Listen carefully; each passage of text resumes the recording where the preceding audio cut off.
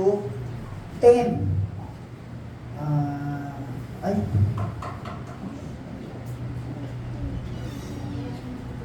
Ayan, sige po. Sabay-sabay po natin basahin. Sabay-sabay po natin basahin. Makalipas ang 14 na taon, muli ako Kailangan po nakapatid.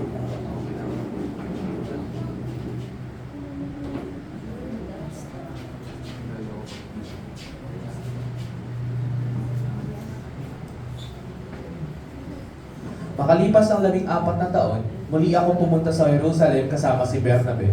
Isinama ko rin si Tito. Bumalik ako sapagkat inihayag sa akin ng Diyos na dapat ako pumunta doon. Nakipagpulong ako ng sarilian sa mga kinikilalang pinuno ng iglesia at inilahad ko sa kanila ang magandang balitang ipinangaral ko sa mga hintil.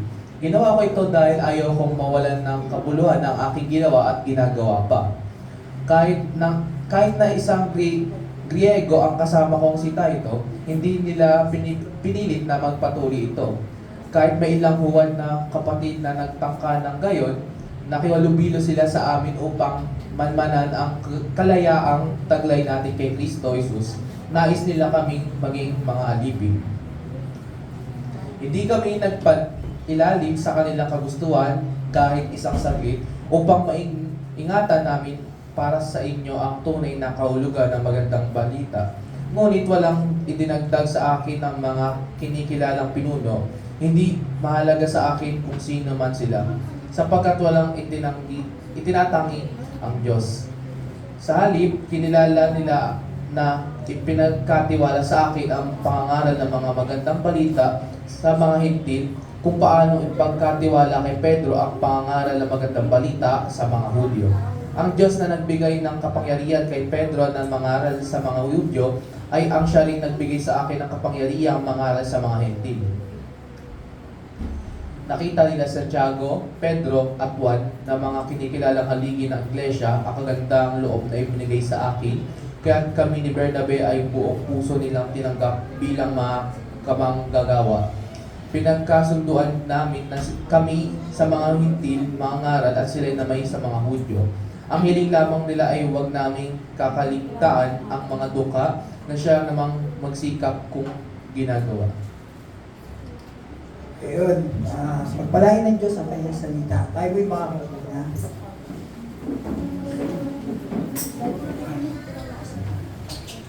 So, ang title po ng ating pag-aaral ay yan, kinumpirma ni Pablo ang kanyang ebanghelyo.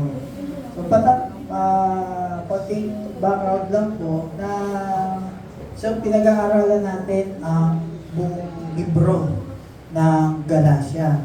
So, meron mga verses dyan, may mga chapter, may verses na yung malaman natin kung ano yung history, kung ano yung background ng mga sinasabi ni Pablo. So, ang gagawin lang natin dito, i-expand lang natin, o i-expound, palalawangin lang natin yung kanyang sinasabi. Kasi, nung panahon na sinulat niya to, yung lengguwahe niya, iba dun sa lengguwahe natin.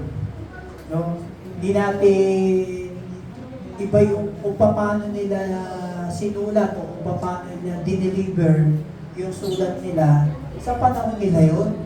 So may mga sinasabi siya doon na parang hindi natin maintindihan. Kasi nga, panahon nila yun. Tulad na kay Juan, sa pahayag, sa Book of Revelation. May sinasabi siya doon na parang alon. Yung tunog ng alon. Na may buhok, na ang haba, parang ganon.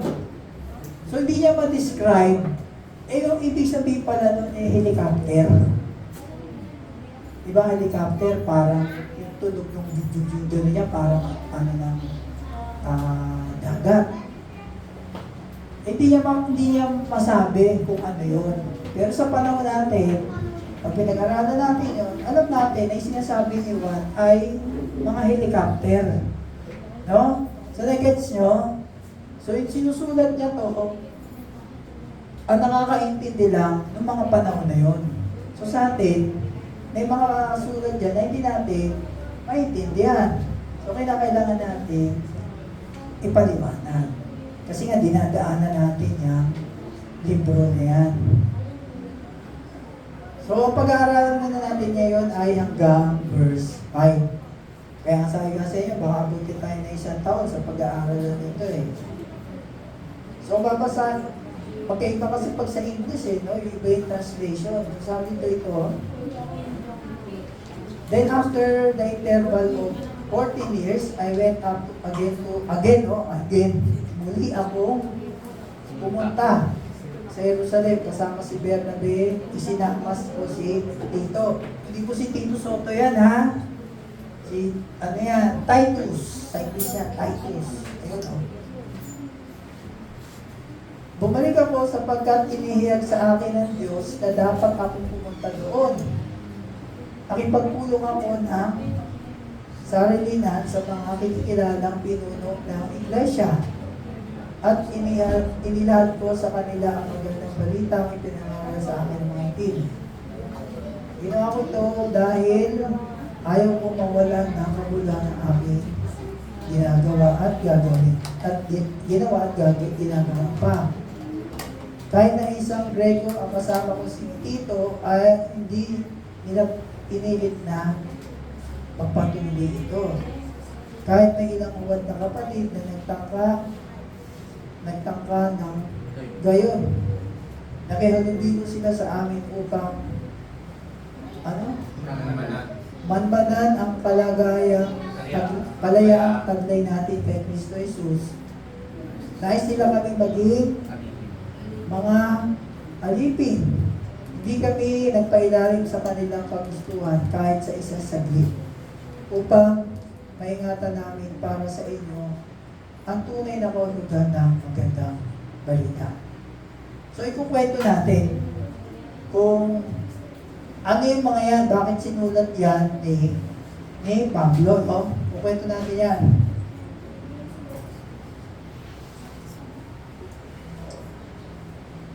So, yan. So, yung kwento natin. Sinasabi niya doon sa verse 5, no? The truth of the gospel may remain in you. Actually, kaya sinulat ni Pablo ang Book of Galatians para dito. The truth of the gospel may remain in you. Para yung katotohanan daw ng mabuting balita ay manatili. Bakit? Bakit? Kasi nga po, di ba, yung pag-aaral natin ng mga nakaraang mga linggo ay,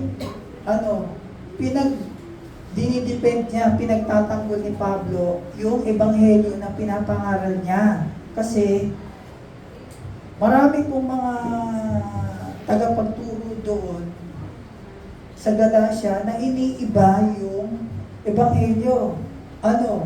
Sinasabi nila na hindi sapat yung pagkamatay ni Jesus sa krus. Kailangan gawin nyo to. Kailangan magpabautismo kayo. Kailangan magpatuloy kayo. Kailangan gawin nyo yung mga kautusan na sinasabi ni Moises para sigurado ligtas kayo. Yun ang sinasabi ng mga Judaizer. Yun po yung mga yun po yung mga Hudyo na galing sa Jerusalem na sunod kay Pablo.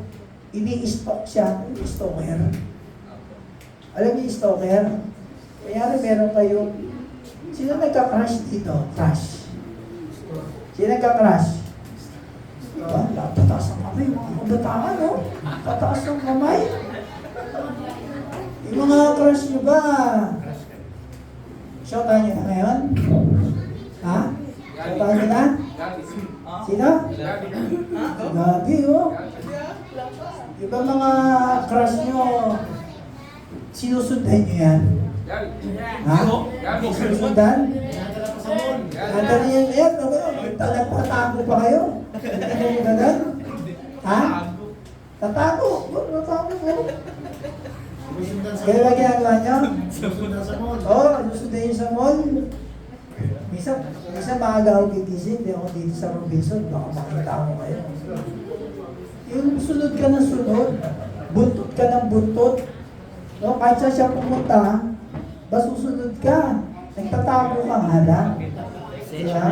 Tapos sasabihin mo sa kaklase mo, uy, alam mo ba yan si Soraida, girlfriend ko yan eh. Hindi lang niya alam. O, diba? Girlfriend ko yan, pero hindi niya alam. Nagawa niyo ba yung gano'n? Delusion na yun. Eh? Ha? Ano? Delusion Oh, na yun. delusion daw. Sabi na aking psychiatrist. Delusion daw yun. So, huwag yung gagawin yun. Short ako yun, pero hindi niya alam. Nagdi-delusion ka daw. O, huwag daw gawin. Sabi na ating doktor. Oh. So, itong mga Judaizer na to, sunod kay Pablo kahit sa siya pumunta. Kasi, kunyari, nagturo ako. Kunyari, ako si Pablo, no? Ito lang, si Kristo lang ang daan.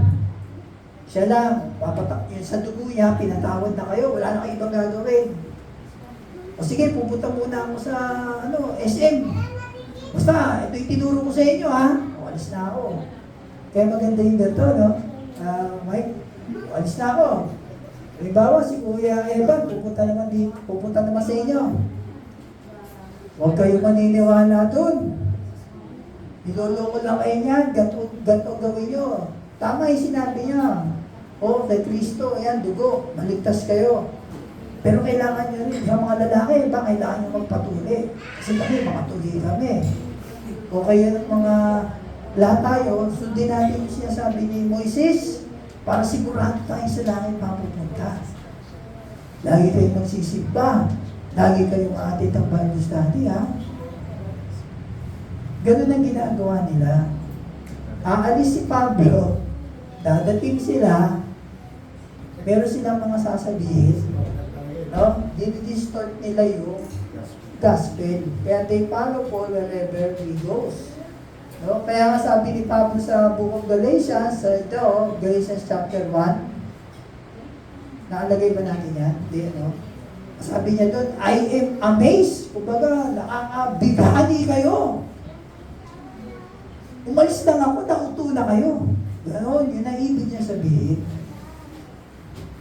Umalis lang ako, yung tinuro ko, tapos may dumating lang, nauto na kayo doon sa kanyang, sa mga sinasabi niya itong mga tao ito. Yun yung ibig niya sabihin doon. No? Ito po yung background, dahil hinahal natin yung background, para mas maintindihan po natin yung story, sinasabi niya. Ayun, Paul's ministry continue to happen, preaching Paul's gospel. So marami pa rin nagpupunta to, mga Judaizer. Kaya Judaizers continue to preach to Gentiles that they cannot be saved unless they came through Mosaic law, ancestral tradition, or ceremonies. So sinasabi nila na hindi lang kayo maliligtas sa kay Kristo, kundi kailangan gawin nyo yung mga tradisyon namin. Kasi ang kaligtasan sa amin nagsimula, mga Hudyo. Pangalawa na lang kayo, mga Hintil. So, yung ginagawa namin, para maligtas, gawin nyo din. Yung mga aming fiesta, yung mga Feast of Tabernacle namin, yung mga feast ng ganto-ganto, mga feast, yung feast. Ano ba ang Tagalog ng feast? Fiesta. O, yung mga fiesta ng Hudyo, gawin nyo din. Ginagawa namin, gawin nyo. So, ito yung mga sinasabi nila para maligtas. Pero, ito po ang kalulugan talaga ng Ebanghelyo.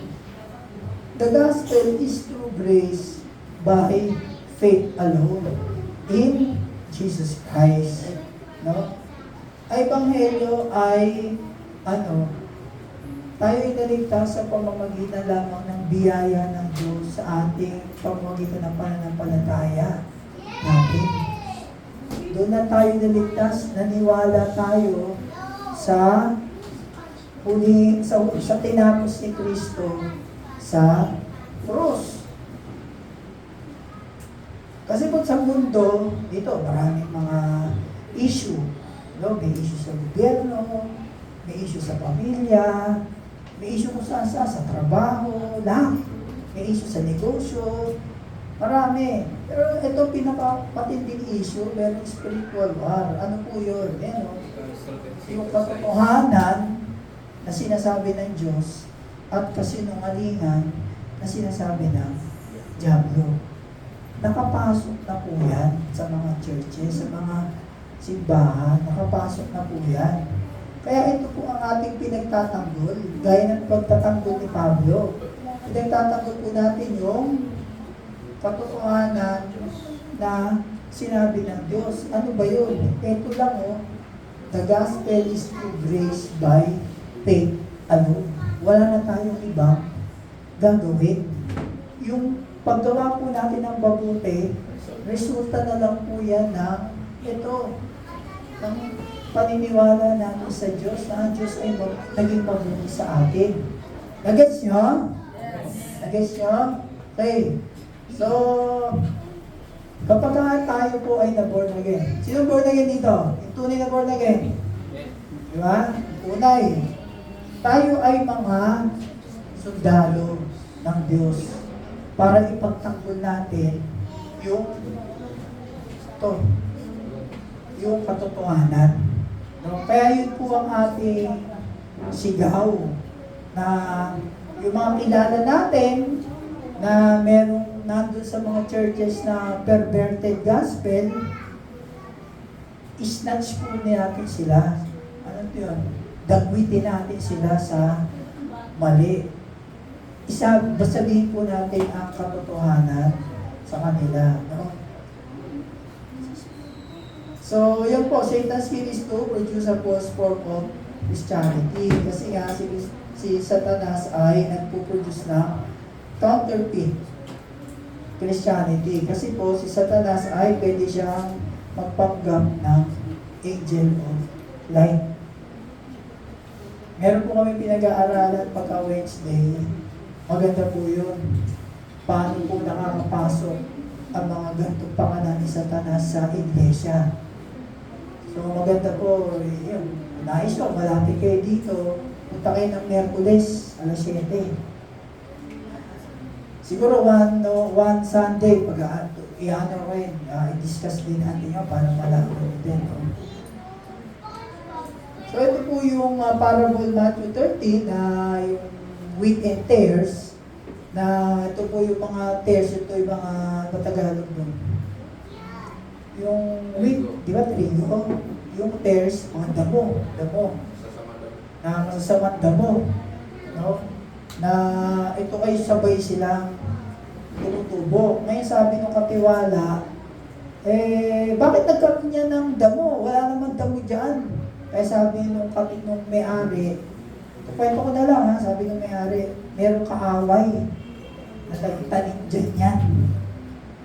O tapos sabi nung katiwala, boss, ano gusto mo? Tanggalin mo na lang yan. Sabi, wag. Kasi baka mamaya, pag tinanggal mo yung mga damo, sumama yung mga trigo. So, hayaan na lang natin lumaki. Pagkainanin na natin, tsaka natin paghiwalayin. Itong mga trigo, lagay mo dyan sa storehouse natin, at itong mga damo, sunugin. So, inantay na, lumaki. Maging bata pa, kukunin na. So, ibig sabihin na po, meron po talaga si Satanas ay nagtatanim ng mga tao sa church, ng mga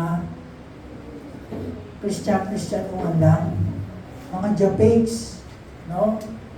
Maski dito sa atin, baka mamaya may mga Japegs dito, no? Di natin alam. Bakit meron sa church niyan? Para, magkalat, para magkalat ng lagim. No? Yayain niya yung mga talagang Kristiyano na, sinasabi niyo sa akin, hindi naman totoo yun. Kasi yung church na inattend ako na nakaraan dito. Kaya ako wala rito, pag-attend ako sa isang church, ito sinasabi, yayaman ka raw? Bakit diyan wala sinasabing yayaman ka? Magkakaroon ka ng bahay at lupa. Magkakaroon ka daw ng 10 kotse. Maniwala ka lang kay Jesus. Tapos ito gawin mo, magbigay ka ng 1 milyon. Babalik ng Diyos yan. O, di ba? So may mga ganon. Kaya nga po mga kapatid, I encourage you na umatid kayo ng mga Bible study sa mga ano natin, yung lugar ng mga Bible study natin para mas malaman natin. Pag may dumating sa inyo ng mga ganyan, huwag kayong pumaniwala. Kasi itong pinag-aaralan natin, ito po, yung katotohanan na nakasulat dito. At kaya mas mainam po na I carry sa lahat po tayo ay umatid sa Bible study. Ayan.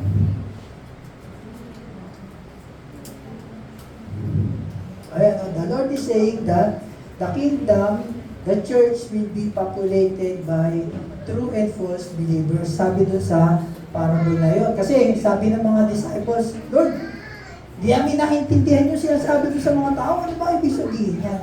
Kasi po yung parable, pinapaliwanag lang ng Panginoon niya doon sa 12. So, yan yung paliwanag niya. No? So, kahit saan tayo magpunta, merong false gospel. Kahit saan tayo magpunta. Kaya kung confused ka, nalilito ka sa gospel, hindi mo kaya mag-share ng gospel. Kasi nga, nalilito ka. So, hindi mo alam yung true. So, yan ang ginagawa ng mga Judaizer. Sinasabi nila, hindi tunay na apostol yan si Pablo. Huwag kayong maniwala dyan, hindi totoo. No? Kaya, false teachers are everywhere. Kaya ito yan. Ano sabi dito? All pastors and teachers are to refute false doctrine. Ano ibig sabihin ito? Refute. Kailangan labanan mo. Magsalita ka. Parang yung nakaraan, di ba? Ande, para doon sa yung pinag-aaralan namin na merong mga counterfeit Christianity na yung tunay na mga Kristiyano, hindi sila makapag-voice up. Hindi sila makapagsalita. Kasi natatakot sila, baka mamaya kung ano-ano sabihin sa kanila, di ba? Kaya, tayo, mga nagtuturo at mga nakakaalam ng tunay na ebanghelyo, kailangan kontrahin natin yung mga sinasabi nila. No? Yung tulad ko kanina example ko, hindi, wala naman sinasabi sa Biblia na yan, hindi naman pangako yan. Kung gusto payamanin ka ng Diyos, bahala ang Diyos doon. No? Pero hindi pwede sabihin na lahat tayo payayamanin ng Diyos. Wala nakasulat sa Biblia niyan. Kung alam natin, ito, no? Kung alam natin yung truth, yun. So, dinipende, sabi ko nga, si Satan, nagdi-disguise siya ng, angel, di yung mga nakikita natin ng mga sungay, ganyan, hindi ganun si Satanas. Isa siyang maamong tupa. Makikita natin yan. Pero, ang Lord din na magpapalabas yan. Kung maamo ba siya talaga o hindi. No? So, dinipend niya yung kanyang pagiging apostol. So, the verse 1, sabi niya, bumalik siya. No? Ano yung sabi niya doon? Bumalik ako. So, saan siya bumalik? Bumalik siya sa Jerusalem.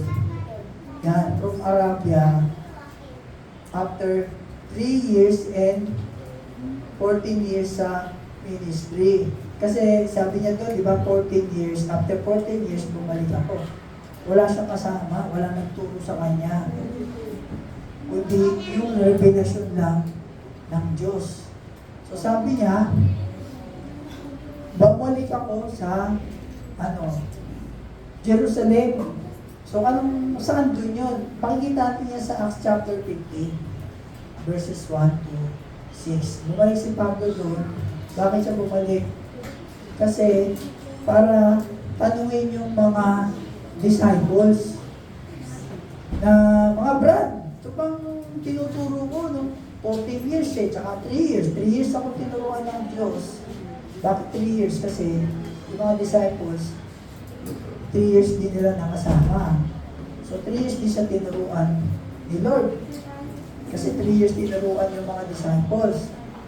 Plus 14 years siya sa ministry, dito siya nagpupunta tsaka sa Antioch, 17 years siya na tinuturuan ng Panginoon.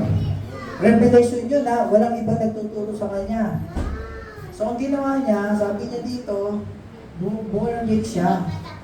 After 14 years, I went back. Yun, isa siya nagpunta sa Jerusalem para i-confirm dito sa mga apostol na, mga brad, di ba pinapangaral ko, tama ba? O kaya totoo? Yun yun yung ibig sabihin niya dito.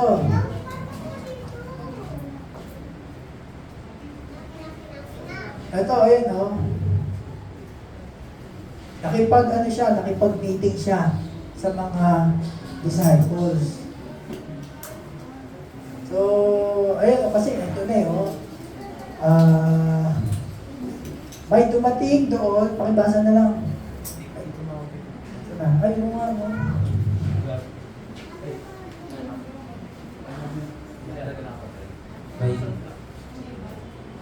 May dumating doon na ilang taong mula sa Judea nagturo sa mga kapatid. Kapag hindi kayo nagpatuloy ayon sa kaugalan tinuturo ni Moses, hindi kayo maliligtas. Mahigpit itong tinutulan ni na Pablo at Bernabe at maging mainitan ang kanilang pagtatalo. Kaya napasyahang papuntahin sa Jerusalem sina Pablo at Bernabe at ilan pang kapatid na taga Antioquia upang ang suliraning ito ay isang luni sa mga apostol at sa matatandang pinuno ng iglesia. Isinugo nga sila ng iglesia at pagdaan nila sa Phoenicia at Samaria, ibinalita nila roon na marami ng mga hindi ang nahikayat sa pananampalataya. Ito na may labis na ikinakagalak ng mga kapatid. Pagdating nila sa Jerusalem, malugod silang tinanggap ng mga apostol, ng mga matandang pinuno at ng buong iglesia. Isinalaysay nila ang lahat ng ginawa ng Diyos sa pamamagitan nila. Ngunit tumayo naman ang ilang mananampalatayang kabilang sa pangkat ng mga Pariseo at kanilang sinabi, kailangan tuliin at utusang tumupad sa kautusan ni Moises ang mga hindi na sumasampalataya. Nagpulong ang mga apostol at ang matatandang namumuno sa iglesia upang pag-aralan ang suliraning ito. So yun, nagpunta si Pablo, kasama niya si Bernabe at saka si Titus, si Tito. Nagpunta doon para makipag-usap sa mga elders at sa mga apostol. So nagkakagulo sila, nagkakaroon sila ng debate. Kaya mayroong mga tao na sinasabi nila na yung maraming mga hintil ang nahikayat sa pananampalataya lang. Ha? At ito naman ay labis na ikinagalak ng mga kapatid. Marami daw mga hintil na naniwala lang, nanampalataya, wala nang gawa. No? Pero sabi nga nito mga Pariseo at saka yung mga Judaizer na hindi, kailangan tuliin at utusang tumupad sa kautusan ni Moises ang mga hintil na sumasampalataya. Yun naman sa kanila, hindi sapat yung pananampalataya. Kailangan gawin nila to. Sabi na itong mga ibang mga Pariseo doon at mga Judaizer. Tanda mo lang, nagpulong po sila ha. Bumalik si Pablo, kinukwento niya sa mga kasi nga pinagtatanggol niya yung ebanghelyo. Bumalik siya doon. Sabi, bumalik ako doon. Pagkalipas ng 14 na taon, bumalik ako sa Jerusalem at nakipagtulong ako sa mga leaders doon. Kasama yung mga apostol. Kasama ko nga si Bernabe, tsaka si Titus. Hindi niya sabihin doon, nagpulong. So after niyan, sa verse 2, kasi, kaya ako nagpunta doon dahil inutusan ako ng Diyos. Meron akong direct revelation na sabi ng Diyos, pumunta ka doon sa sa Jerusalem, makipagpulong ka doon. Para confirm mo dyan sa mga taga-Galacia na ang mga apostol ay sumasang-ayon din sa mga sinasabi mo. So direct revelation lagi ang pagkilos ni Pablo. Pero sa panahon ngayon, mga kapatid, wala na pong direct revelation na baka mamaya meron iba sa inyo sabihin, Brother Jay, nung nagbabasa ako ng Biblia, sabi ng Diyos sa akin, o Nestor, sabi mo nga kay Brother Jay, yung aircon nyo, ibenta na. Papalitan natin yan ng mas maganda, mas malaki. Di ba? Maniniwala ba ako kay Nestor? Ha? Maniniwala ako? Kasi mas gusto ko mas malamig eh. Nalamig ka ba kayo? Hindi. Ha? Mas gusto ko kasi mas malamig. Eh yun daw, sinabi sa kanya ng Diyos, sasabihin daw sa akin, ay benta mo. Tapos papalitan ng mas malaki. After 1 week, papalitan daw ng Diyos yan. O maniwala ba ako doon? Sasagot ko kay Nestor, di nga. Ayan, no? Diba? Wala na pong direct revelation ng Diyos, ha? Lahat po na sinasabi ng Diyos, nandito na. Kompleto na po ito, no? Walang dagdag, walang bawas. So, direct revelation. Kaya nagpunta sila doon, sa Jerusalem, para kumpirmahin doon sa mga disipulo. Kanina sinabi ko, mga brad, doon pa mga pinagsasabi ko, totoo, no? Kaya yan. Ngayon, ano ba yung sinabi dun sa verse 3? Kaya natin doon.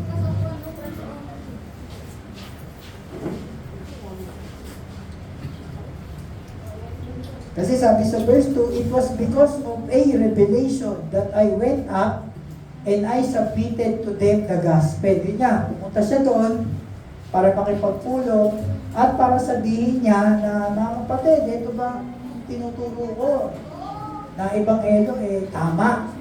No? Sabi niya, I submitted to them the gospel which I preach among the Gentiles.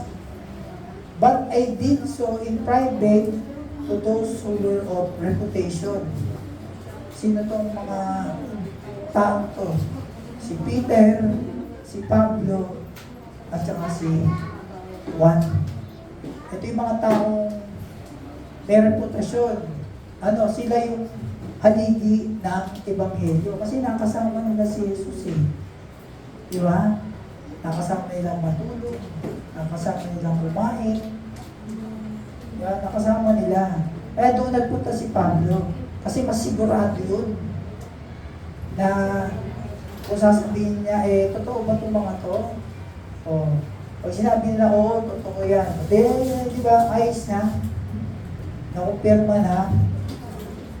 So, pagdating sa verse 3, not even Titus, who was with me, though he was a Gentile, was compelled to be circumcised.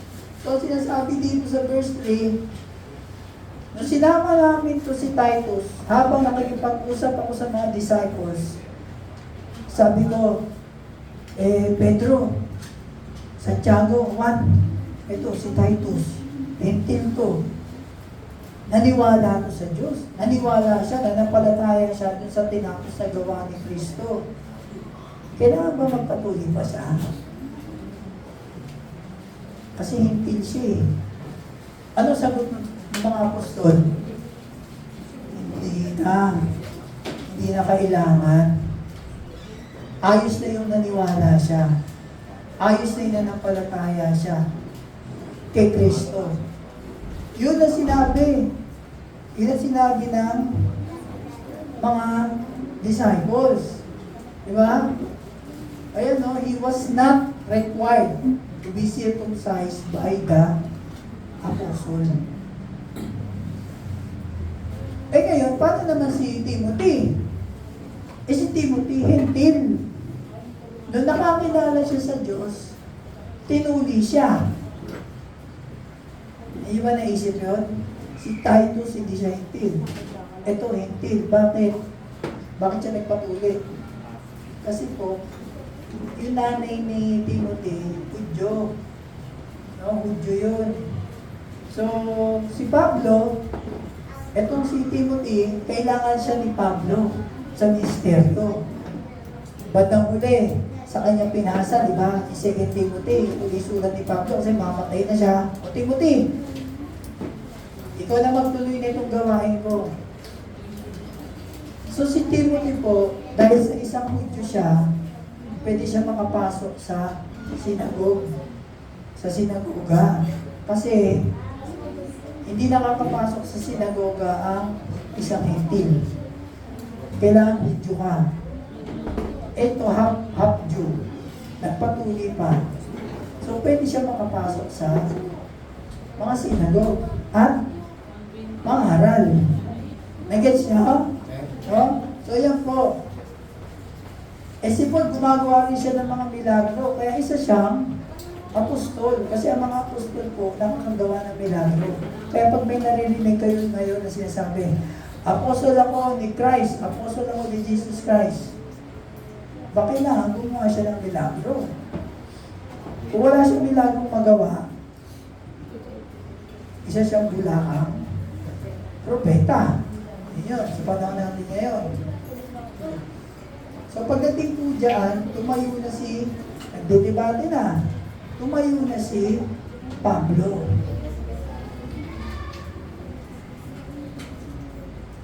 Ayan, ito na oh.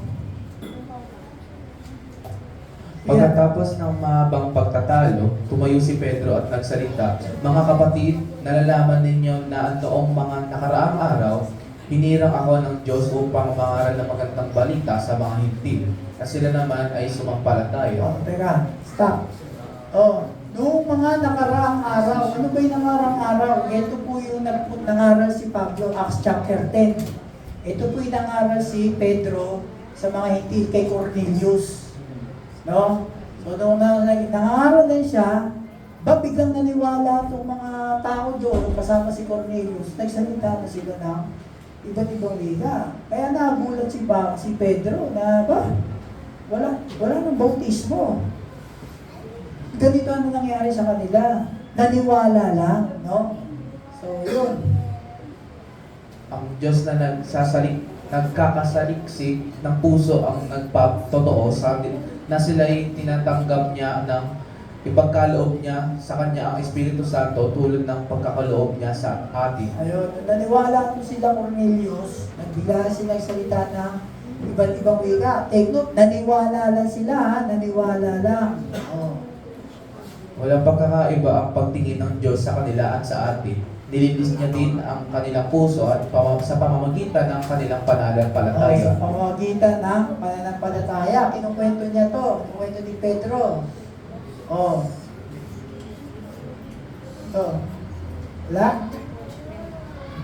Bakit sinusubok ninyo ang Diyos? Bakit ninyo iniatang sa mga mananampalataya ang isang pasaning na hindi na kayang dalhin ng ating mga ninuno at hindi rin natin kayang pasanin. Sumampalataya tayo na tayo'y maliligtas sa pamamagitan ng kagandahang loob ng Panginoong Hesus at gayon din sila. So, yan ang tinuldukan na ni Pedro. Sabi niya, huwag na kayo magtalo-talo. Natandaan niyo ba, nung nagpunta ako doon kay Cornelius, ito ang nangyari. Nagkukwento lang ako.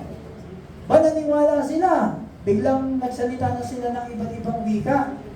Wala na akong ginawa. Naniwala lang. Kaya, yung ginawa sa atin, sa amin, o sa ating mga Hudyo ng Diyos, kaya rin pala niyang gawin sa mga Hentil. Na, ano lang, si Pedro na nagsabi dito, na nilinis din niya ang kanilang puso sa pamamagitan ng kanilang pananampalataya. O sa verse 11, sumampalataya tayo na tayong maliligtas sa pamamagitan ng kagandahang loob ng Panginoong Jesucristo at gayon din sila. Naiintindihan nyo? So, yun yung sinasabi ni Pedro na. Si Pedro na nagsabi. So, si Tito Soto,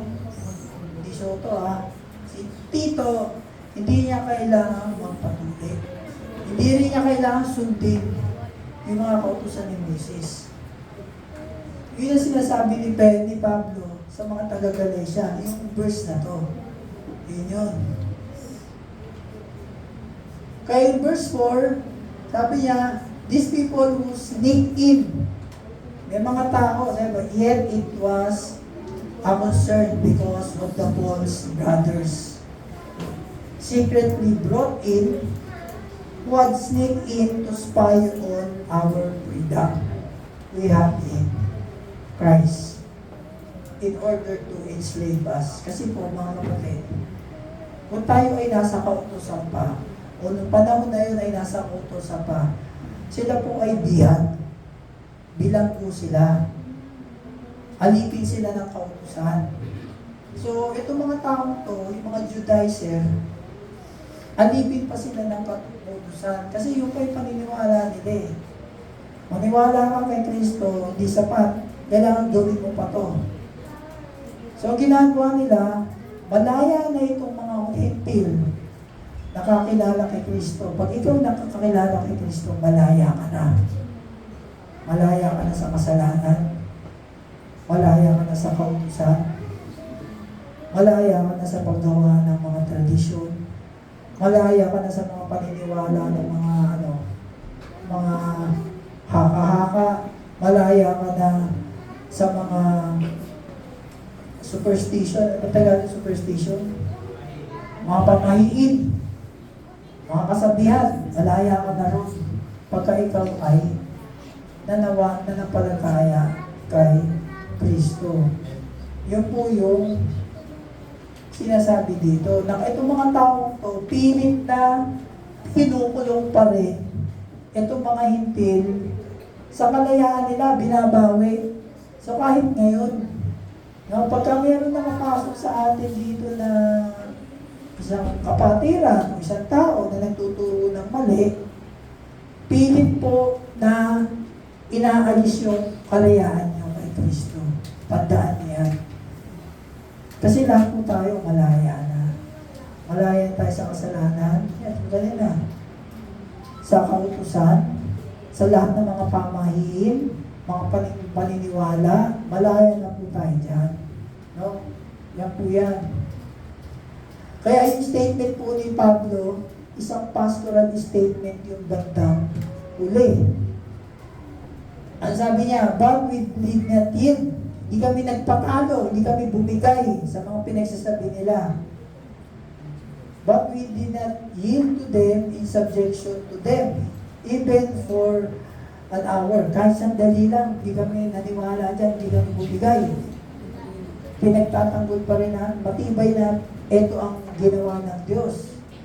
So yun, sabi ko, di kami bumagay dyan so that the truth of the gospel would remain in you. Pinaglalaban namin ang tinuturo ko para manatili sa inyo. Kasi hindi habang panahon kasama niyo ako, sabi ni Pablo. Hindi habang panahon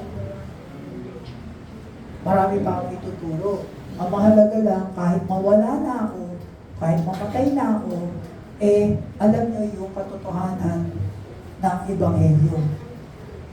So kahit ako mamatay na, ang mahalaga, alam niyo ang tunay na gospel. No? Sige, tayo ay manalangin. Panginoon, marami po salamat.